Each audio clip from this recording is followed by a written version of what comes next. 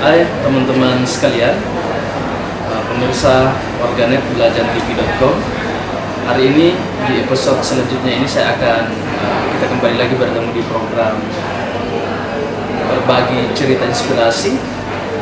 Tentunya di program berbagi cerita inspirasi ini kami menghadirkan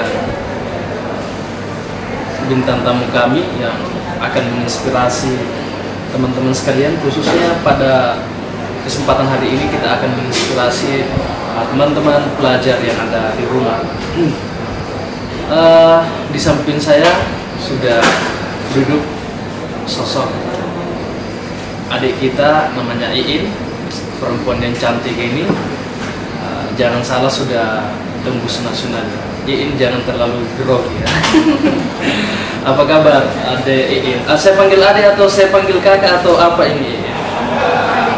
Ade Iin. Apa kabar Ade Iin hari ini? Mungkin bisa menyapa pemirsa belajartv.com, memperkenalkan diri. Perkenalkan, nama saya Iin Wandani S. Saat ini saya aktif sebagai pelajar di SMA Negeri 1 Mamuju. Umur saya 16 tahun. Ya, Iin ini saat ini aktif di SMA Negeri 1 Mamuju jurusan IPA. Beliau juga merupakan ketua OSIS ya Iin ya. Masih menjabat saat ini sebagai ketua OSIS SMA Negeri 1 Mamuju. Ya, selama pandemi COVID-19 sekolahnya ikut diliburkan juga ya. Apa aktivitasnya selama COVID-19 di rumah? Sebelum Ramadan ini aktivitasnya itu work from home, mengerjakan tugas dari rumah secara daring secara online. Terus guru-guru itu melaksanakan pembelajaran sesuai dengan jadwal yang ada di sekolah, memberikan materi, setelah itu memberikan tugas, lalu dikumpulkan dalam bentuk PDF. Itu setiap hari dilakukan atau per minggu tugasnya terus per minggu? Jadi dalam satu minggu itu misalkan hari Senin tugasnya belajar secara daring, atau setiap hari ada tetap wajah sama gurunya melalui daring atau seperti apa? Setiap hari. Setiap hari ya. Saya lihat juga di foto-foto yang ada di akun sosial media Iin ini, selama COVID-19 di bulan Ramadan dan di bulan Ramadan ini Iin juga aktif berbagi kepada masyarakat yang membutuhkan ya. Kepedulian sosial seorang Iin ini juga terlihat. Kemarin berbagi sembako nih dengan sama siapa, atau itu komunitas di luar sekolah atau program OSIS Negeri 1 Mamuju? Kemarin itu termasuk dalam program OSIS, karena pada saat membuat program OSIS itu memang ada program untuk berbagi ke masyarakat yang kurang mampu dan berbagi ke pesantren-pesantren.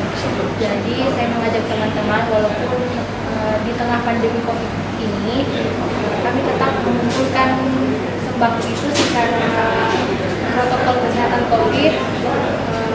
Tidak ada berkumpul secara ramai, kami hanya memutus perwakilan juga dari setiap organisasi. Jadi pembagian sembako itu juga merupakan kerjasama antara ekstrakurikuler yang ada di SMA Negeri 1 Mamuju yang dibawa dalam OSIS. Berarti kontribusinya ini dari teman-teman siswa ya? Iya. Baik, itu ringkasan dari kegiatan Iin selama pandemi ini diliburkan di rumah aja, dan kegiatan pada saat di bulan suci Ramadan. Tapi intinya kita akan mengantarkan teman-teman sekalian bagaimana sih biar kita ini bisa, terutama adik, kalau saya sudah tidak bisa ya karena sudah lanjut usia. Adik-adik pelajar yang ingin go nasional, mengibarkan bendera di depan Presiden Republik Indonesia yang dihadiri oleh tamu-tamu negara. Kita akan berbagi cerita bersama Iin. Rumusnya sih sebenarnya itu apa sih Iin, biar kita bisa, biar teman-teman Iin ini yang khususnya pelajar harus kelas 1 ya? Iya. Harus kelas 1 untuk bisa sama apa yang dilakukan oleh IIN, sudah berhasil tembus nasional menjadi paskibraka nasional. Sebelum IIN menuju ke go nasional ini, apa yang IIN lakukan? Sebenarnya sebelum ingin menjadi nasional itu Kak, awalnya itu impiannya cuma hanya sekedar di provinsi, ingin menjadi pembawa bagi provinsi pada awalnya. Tapi setelah masuk SMA, banyak senior-senior yang menyemangati untuk masuk di paskibraka nasional. Setelah itu kemarin juga kan sempat berat badannya itu berlebih. Jadi yang pertama dilakukan itu adalah menurunkan berat badan. Sebelum lanjut, menurunkan berat badan itu susah tidak atau seperti apa? Susah. Tidak pernah makan 1 minggu atau rumusnya seperti apa? Susah.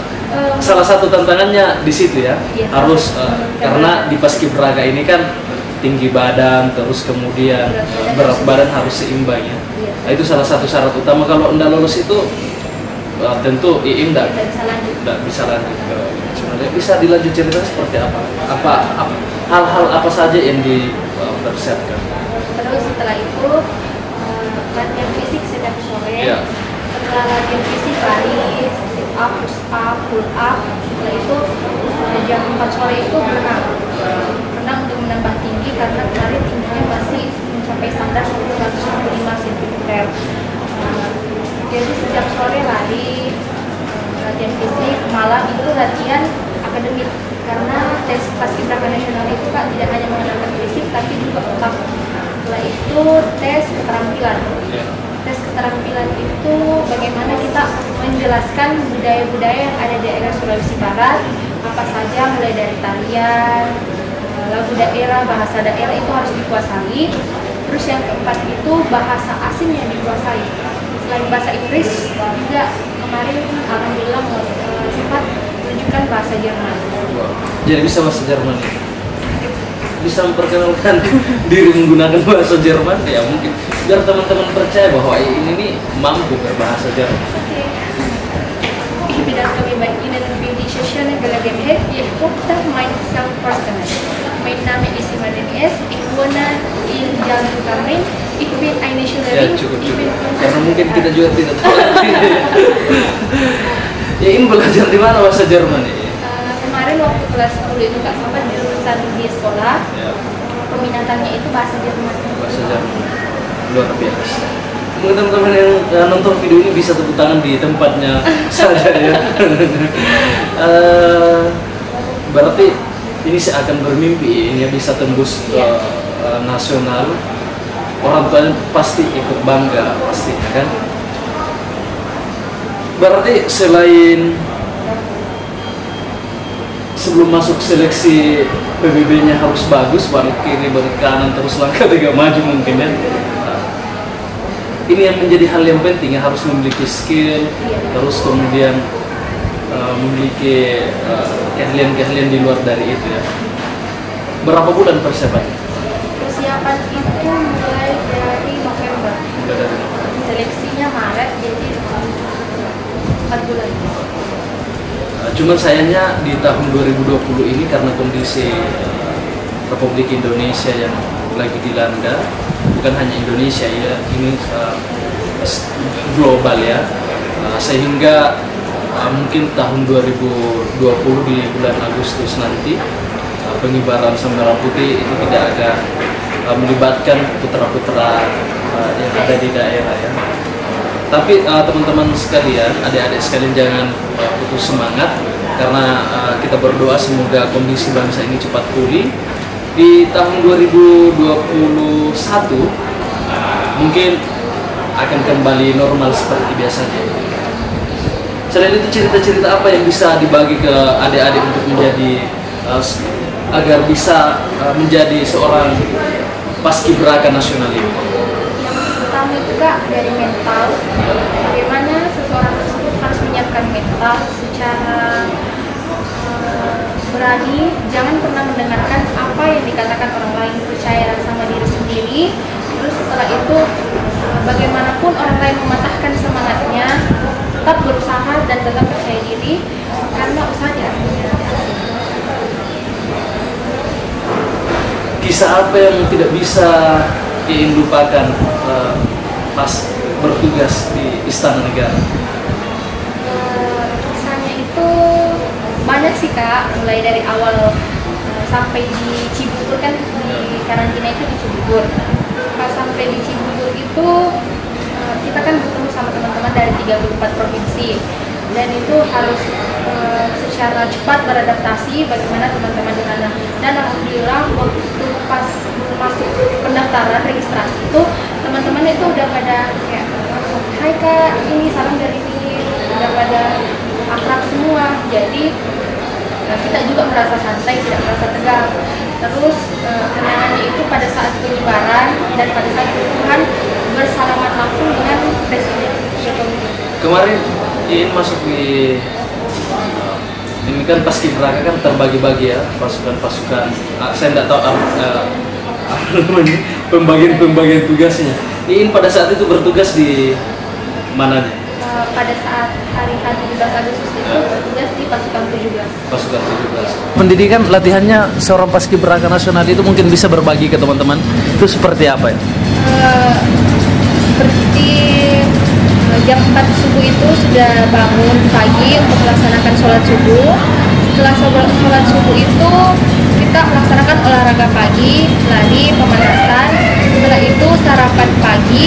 Setelah sarapan pagi itu ada ciri khas khusus, yaitu makan telur dan susu untuk menambah stamina sebelum latihan. Setelah itu pada pukul 6.30 memasuki lapangan, dan itu sepenuhnya diserahkan kepada tim pelatih. Tim pembina tidak ada campur tangan pada saat sudah memasuki lapangan.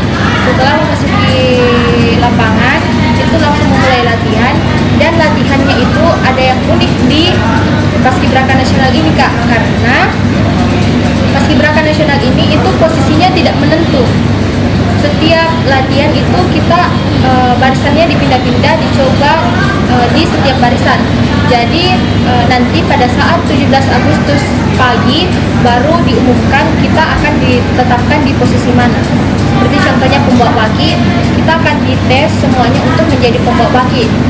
Mulai dari 34 putri, setelah itu 10 besarnya nanti akan diuji lagi, dipersempit menjadi 5, 3, dan 2. Pada saat mendekati 17 Agustus, nanti 2 itu yang akan ditentukan siapa yang akan menjadi pembawa baki, dan serpihan dan petugas-petugas lainnya yang berada di pasukan 8.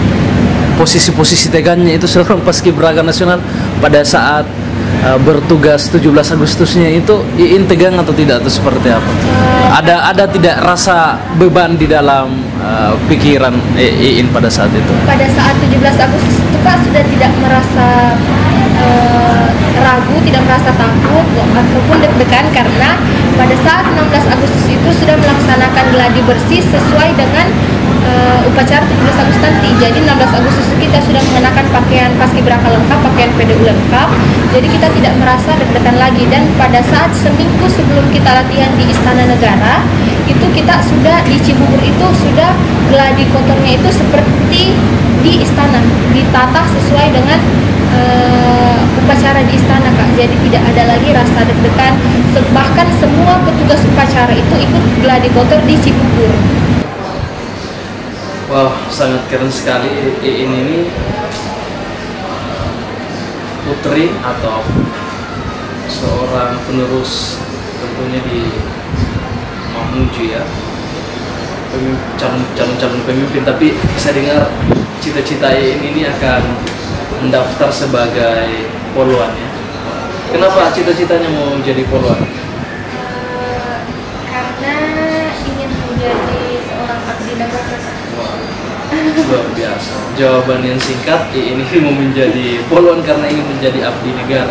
Dan sebelum Iin menjadi poluan sudah memperlihatkan pengabdiannya kepada negara. Salah satunya adalah sebagai petugas pengibar bendera pada tahun 2019, dan saat ini tentunya banyak program-program yang dilakukan oleh Iin selaku OSIS SMA Negeri 1 Mamuju untuk mengabdikan dirinya khususnya di masyarakat Mamuju.